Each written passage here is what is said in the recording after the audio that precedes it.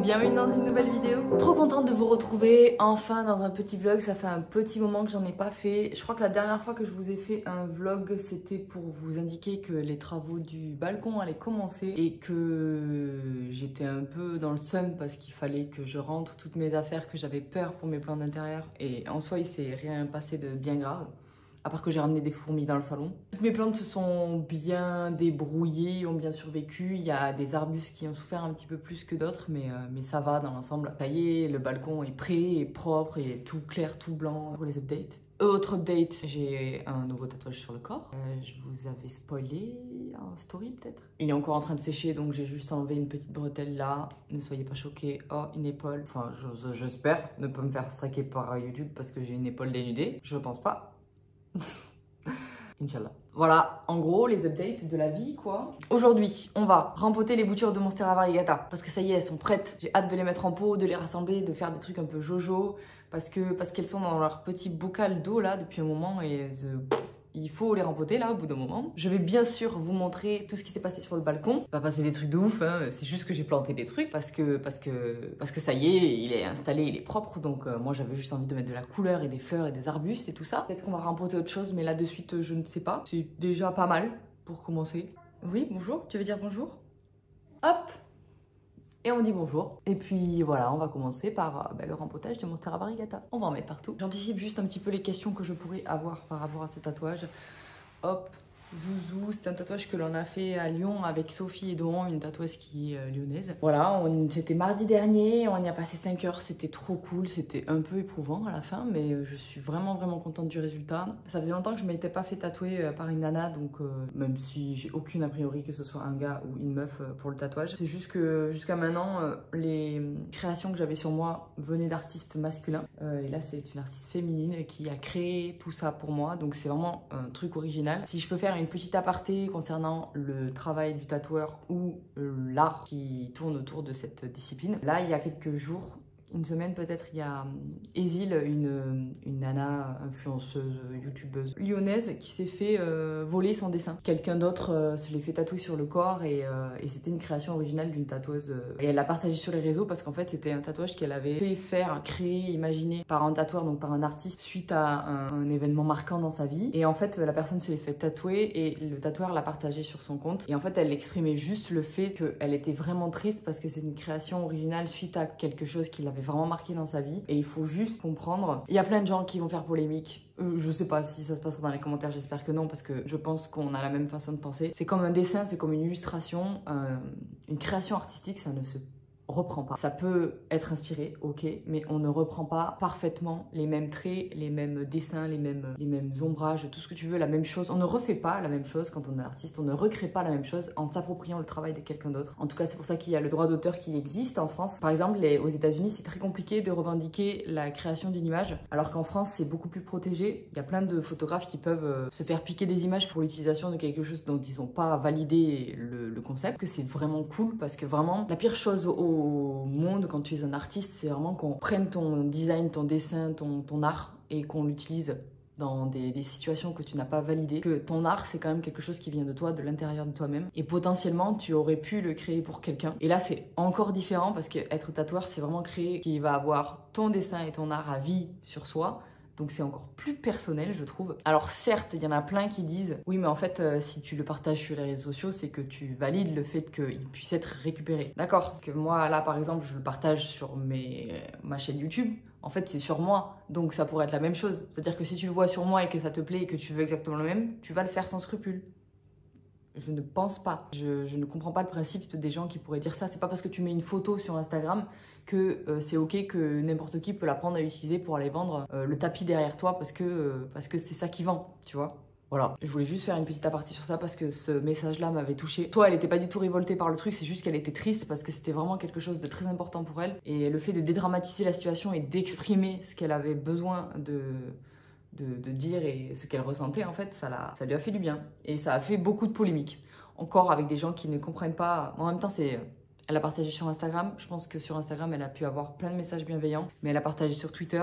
Comment dire que Twitter, c'est le défouloir d'Internet et l'endroit où les gens se prennent pour je ne sais pas qui. En fait, c'est juste des gens qui réagissent Et la réaction, c'est vraiment très souvent négatif quand tu es un bon petit humain et que tu ne sais pas trop quoi faire dans la vie. Donc voilà, je voulais juste faire un petit disclaimer. S'il vous plaît, respectez le travail des gens, de tous les artistes confondus, photographes, illustrateurs, sculpteurs, tatoueurs. C'est vraiment quelque chose qui vient de soi. Et si tu ne sais pas dessiner, tu t'inspires, ok, mais tu ne recrées pas trait pour trait le tatouage de quelqu'un pour le refaire sur quelqu'un d'autre. J'ai aussi déjà vu des designs qui étaient faits et qui étaient reproduits sur plusieurs personnes. Si la personne est au courant, ok. Mais ça m'est déjà arrivé de voir des tatouages qui étaient sur des connaissances à moi et la personne ne savait pas que le tatoueur allait le retatouer. Alors que pour toi, tu vois, tu te l'imprègnes, il est entre guillemets pour toi. La personne, elle te dit oui, oui, t'inquiète, il sera fait que sur toi et quelques mois plus tard, tu le vois sur quelqu'un d'autre.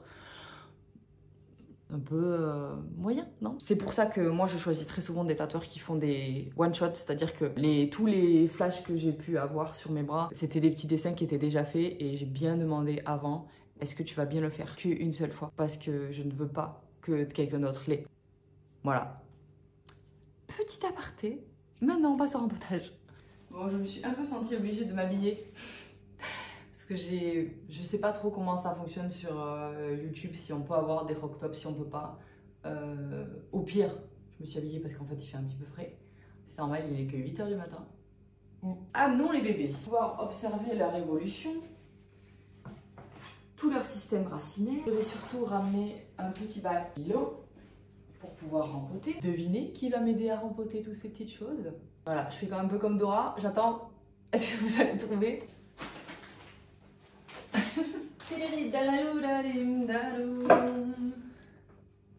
Ah, c'est pas dans le cadre. Ah. Et encore la team Clotaire. Et oui, Clotaire. Ah là là, insupportable. Je vous refais un petit topo Clotaire, même si je pense que vous commencez à connaître. Clotaire, c'est du terreau fait en Corrèze, 100% sans tourbe, déjà enrichi en compost et en nutriments pour nos petites plantes d'intérieur, du moins pour le terreau universel. Je pense que pour nos petites Monstera variegata, je vais me faire un kiff à faire un mélange avec le terreau orchidée. Alors le terreau orchidée, il est vraiment très léger et parfait pour tout ce qui est plantes épiphytes. Mais notamment, moi je l'aime bien vraiment parce qu'il est déjà nourrissant encore une fois, mais la composition c'est uniquement de l'écorce et de la fibre de coco. Et par exemple pour mes anthuriums, j'ai fait que ça parce que je trouve que c'est trop bien. Je faisais pas trop de mélange avant, je pourrais ne pas le faire, mais là j'ai envie de le faire, on va tester. Et à savoir que le terreau orchidée n'est pas encore disponible sur leur e-shop, mais ça va pas tarder. Par contre il est disponible dans tous les endroits où ils commercialisent leurs produits. N'hésitez pas à aller sur le site Clotaire et faire, il y a un endroit où trouver les produits, donc ça vous pourrez les retrouver dessus, ce qui est pas mal. Et après il y a la pouzzolane. Pouzzolane c'est l'équivalent des billes d'argile, sauf que ce n'est pas créé par l'homme. La pouzzolane c'est la terre volcanique qui a la même utilité que de la bille d'argile.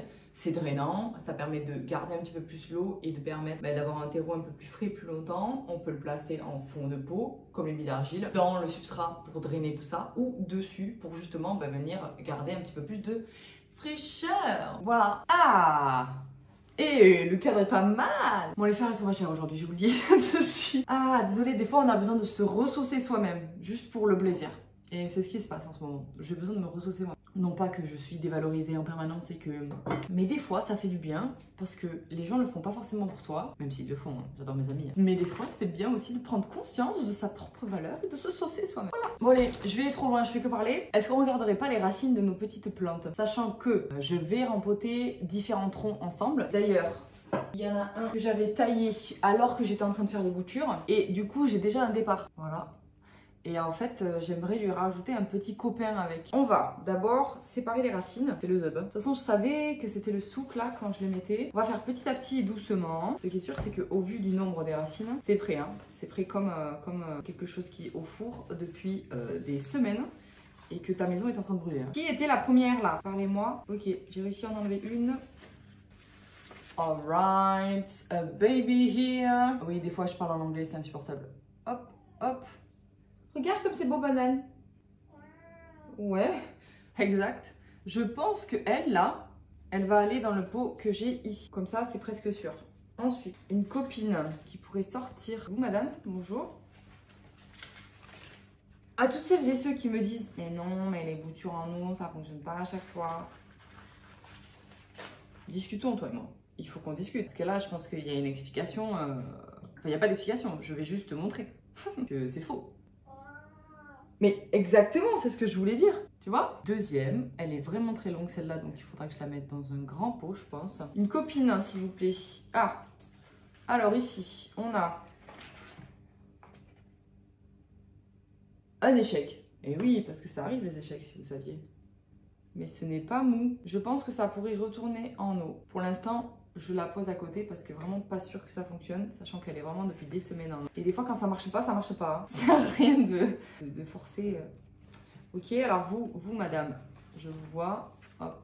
Ok, un petit tronçon, regardez, des deux côtés ça a pris. Ça a pris ici, ici. Ok, et ici. Ce qui est blanc là, en fait, c'est que la racine, elle a poussé en eau. Ok, next one. Ok, on a des racines aériennes qui sont totalement devenues des racines terriennes. Et c'est avec ce bout-là, 1, 2, 3 départs et c'est 7 racines.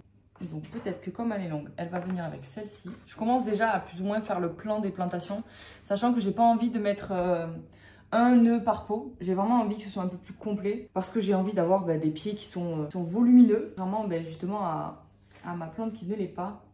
Waouh! Alors ça par contre, que cette petite chose nous fasse ceci, c'est fort appréciable. Bravo ma belle. Peut-être un autre pot.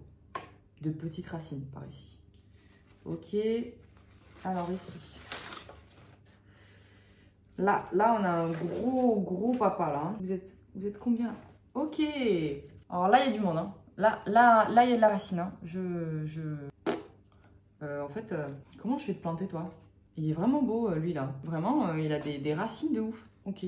Donc, pour l'instant, je suis à 3 pots, au moins. Regardez, j'ai déjà essayé de faire des tronçons tout court. On a ici un bon échec. C'est-à-dire que là, vraiment, la racine, elle a commencé, mais c'est devenu tellement mou que c'est mort. Hop. Et ici, par contre, on a un tronçon qui est en train de partir. Mais pareil, il n'était pas censé avoir toute sa tige en eau. Mais du coup, en bas, ça commence à moisir un peu. Je sais pas de où trop ça pourrait ramifier ça, tu vois. Waouh! Alors, celui-là, vraiment très joli aussi. Hein. Très joli. Peut-être avec celui-ci, ça nous fera 2 jolis pieds. Hein. 2 jolis pieds. Ah, en fait, il nous manque un dernier. Très beau. Hein. Vraiment là vous avez... J'ai rien fait. Hein. J'ai juste mis un bol avec de l'eau et puis j'ai attendu. J'ai rajouté de l'eau. Là, je vais juste les rincer pour les nettoyer et puis je vais les planter, c'est tout. Là, vraiment, s'il y a encore des gens qui doutent du système de bouture en eau pour des monstera, changez d'avis. Changez d'avis parce que regardez, j'ai aucun scrupule à vous dire que c'est une bonne idée parce que vraiment, moi, j'y arrive à chaque fois. Je peux comprendre qu'il y en a qui réussissent pas parce que effectivement, il faut faire attention à quelle est la partie de la monstera que tu mets dans l'eau. Mais vraiment, là, pour le coup, moi, je n'ai que des bons retours et ça marche très bien. On peut le voir visuellement. Les racines, elles sont ouf, quoi. Je vous reprends, je suis juste allée chercher des pots en plastique. Oui, pour le bouturage, j'aime bien faire la transition. Elle est toujours forcément un petit peu plus compliquée quand tu passes de l'eau complète à de la terre. Et le pot en plastique permet d'avoir quand même une transition plus facile parce que le pot en plastique, il garde plus longtemps l'eau. Posez encore des questions concernant les contenants et leur utilité et la différence en fait entre les deux. J'ai fait un article sur mon blog, donc n'hésitez pas à aller voir. C'est le dernier article en date. C'est la différence entre les pots en plastique et les pots en argile. Là, ce qu'on va faire, c'est qu'on va préparer le substrat et puis on va planter, quoi, c'est tout. Il y a tellement beaucoup de grosses racines que je vais peut-être devoir faire des pots comme ça à chaque fois. Ce qui est très important aussi pour tout le bouturage en général, c'est de choisir des contenants en fonction de la taille des racines. Voilà, là, je pense que je vais rassembler ces trois-là. C'est vraiment important parce que du coup, tu vas permettre à ta plante de partir d'un endroit qui est plus adapté en fait à sa morphologie, j'ai envie de dire. Il permettra forcément en fait de l'aider à partir du bon pied parce qu'en fait c'est compliqué d'évoluer dans un endroit où t'as pas forcément de pied à terre, que ce soit pour les humains ou pour les plantes, et en fait ça lui permet d'être déjà dans un environnement plus serré et plus facile pour un départ parce que la plante elle va dépenser beaucoup d'énergie à faire de la racine. Donc vraiment, mais là, si le système racinaire est tout petit, il faut vraiment que tu la mettes dans un truc tout petit. Vraiment un insistant en carton, le gars. C'est-à-dire qu'il pose sa tête là, puis il attend. Donc d'abord, je mets une petite couche de terreau universel. Je vais volontairement rajouter un petit peu de perlite pour mon mélange. Maintenant, un petit peu de terreau d'orchidée. J'en mets pas beaucoup. C'est vraiment histoire d'apporter encore un petit peu un substrat drainant. Ok. Et troisième. Voilà. Là, je pense qu'on est plutôt pas trop mal. Et je rajoute le substrat.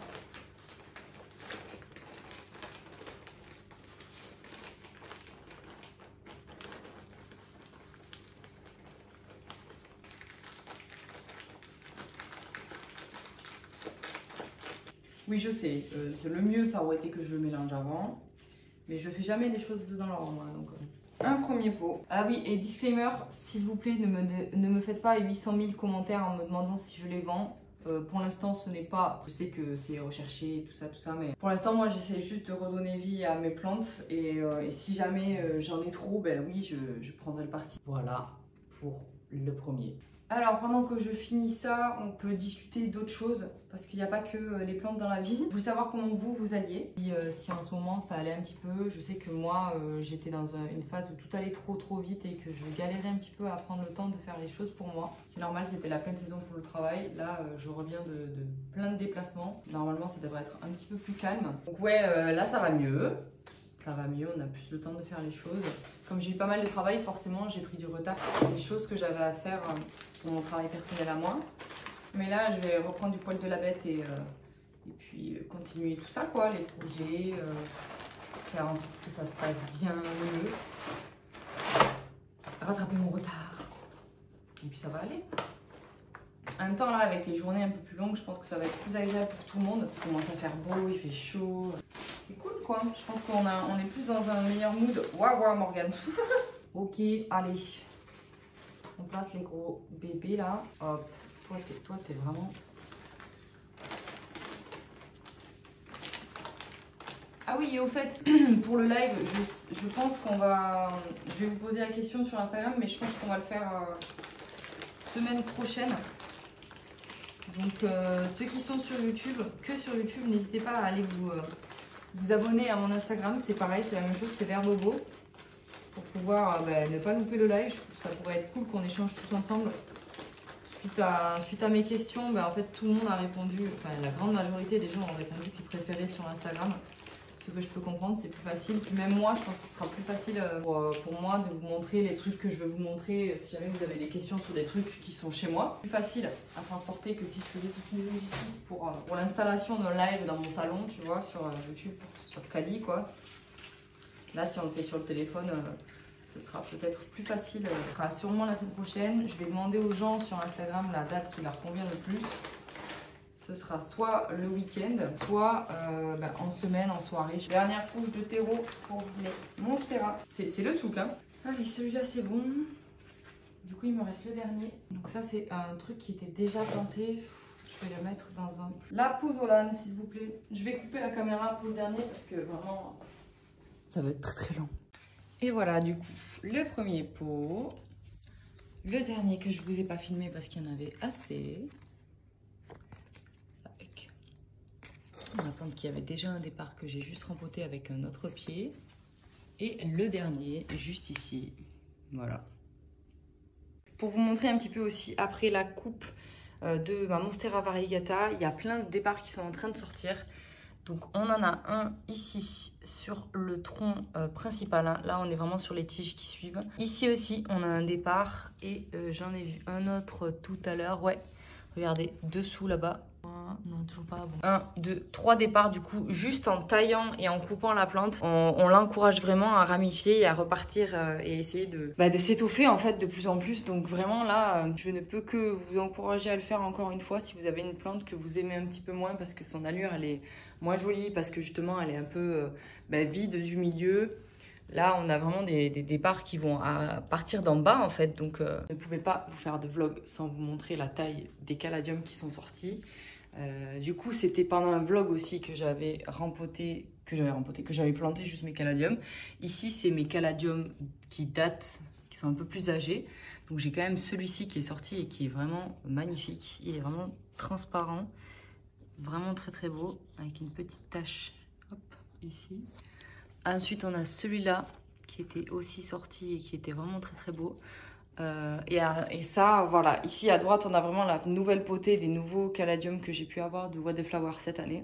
On a une belle couvée en fait de caladiums qui sont vachement plus gros et qui ne cessent de sortir encore. Donc vous allez avoir plein encore de petites photos sur Instagram qui vont sortir pour mettre en avant ces petits caladiums. Alors je suis désolée, mais là les noms comme ça, je ne les connais pas, que je recherche tout ça. Mais vraiment, je les trouve très très beaux. En fait, j'aime bien le fait qu'il y ait un petit pot qui soit un peu plus bas et d'autres qui soient vraiment très gigantesques et qui prennent une espèce de place comme ça. Je trouve que ça fait vraiment de la couleur dans l'appartement à ce moment-là de l'année et j'aime beaucoup quoi. Pour les petites updates rigolos aussi, on a ma rose du désert qui commence à repartir. Même, elle commence à me faire des fleurs avant même de me faire des feuilles. Elle est beaucoup trop motivée, donc c'est vraiment drôle. C'est un adiantum, hein, mais le nom vulgaire, c'est la rose du désert. Donc c'est encore un codex, parce que là, on a un peu la famille des codex. Et en parlant de codex, on a mon Stéphania Erecta qui sort. Ouais, et puis pas un, 2, 3, 4 et 5 petits départs. J'espère que ça va être grandiose. Je crois fort en lui. Je vais le tourner un peu comme ça parce que sinon, il avait vraiment les tiges qui partaient de ce côté-là. Ensuite, on a ce petit codex qui me fait des fleurs noires. Alors là, je suis désolée, je filme forcément quand elles ont fané. Mais là, il y en a des nouvelles qui arrivent. Je l'aime beaucoup. Il a son petit tuteur, il pousse vers le haut. Bon, alors mon Dioscaria Elephantipes, je ne vous présente plus. C'est devenu une touffe. Il est vraiment beaucoup trop beau. Il fait vraiment sa vie comme un grand. Pas de vilain à l'horizon, donc ça marche très très bien. Je vous propose de passer sur le balcon pour que je vous montre un petit peu du coup tout ce qui s'est passé. Je vais vous garder en voix comme ça. Vous risquez d'avoir un petit peu de bruit sur l'extérieur, mais donc ça y est, j'ai remis en place mon banc palette et notamment mon parasol. Comme ça, on est prêt pour l'été. Mes plumbagos sont toujours sur le côté et je suis vraiment trop contente parce que celui-ci, c'était mon tout premier et il avait gelé il y a 2 ans. Et en fait, il repartait pas. J'ai failli le jeter quand j'ai rangé ma terrasse et regardez que il avait des petites tiges en fait. J'ai capté qu'il y avait des petites tiges et en fait, je me suis dit mais garde-le, il risque de repartir. Qu'est-ce qu'il fait? Bah, il copie les copains quoi, il pousse. Donc j'ai déplacé ma bulbie ici. Là, on a des glaïeuls. Ça, je l'ai acheté hier. Donc j'ai gardé les petites étiquettes pour vous montrer ce que c'était parce que vraiment scabieuse. Donc Pink Mist, ça fleurit jusqu'à la fin de l'été et ça supporte le plein soleil. J'ai un petit peu recommencé à faire mon pied de parasol avec des plantes à l'intérieur. Il manquera des aromates que je vais mettre là. Ça, c'est mes pieds de poivron que j'ai plantés, que j'ai repiqués parce qu'ils étaient en semis. Donc des petits œillets, des hippomées. Celle-ci, c'est une variété au feuillage doré. Il n'y a pas le nom latin et un autre hippomée qui est plus pourpre comme ça, que j'aime beaucoup. J'avais ma plante huître que j'ai gardée depuis un petit moment qui est toujours là. Un semblant de basilic thaï qui revit, je sais pas comment il revit. Ici on a les campanules et les oxalis qui sont bien sortis. Vraiment les triangularis, mais tu es trop collant. Les triangularis sont vraiment très très beaux, les dépais ils l'ont toujours été, mais vraiment eux ils sont sortis et à l'ombre ils sont magnifiques. Vraiment trop beaux. Je sais plus ce que c'est. Ce sera la surprise je pense. Alors voilà, ce que j'ai rajouté c'est que j'ai acheté un dipladénia que l'on a replanté hier avec Chloé. On a encore des oxalis d'épais en fleurs. Banane les trouve très jolies. C'est vraiment pas comestible pour les chats. Donc vraiment faites attention, mais lui il s'en fiche. Donc j'ai un dipladénia blanc que j'aimerais... En fait je vais le faire grimper là tout le long de l'arche. Donc ça va être cool. On a planté les tomates. Ça y est. Donc les tomates sont installées. J'ai mis un Hoya au milieu. Et je vais vous faire une vidéo spéciale pour les Hoya. Je vais vous expliquer à quoi ça sert. Comment on les utilise au jardin, à l'intérieur et tout ça. Donc je pense qu'on a mélangé les variétés. Parce que je sais plus quelle variété et quoi.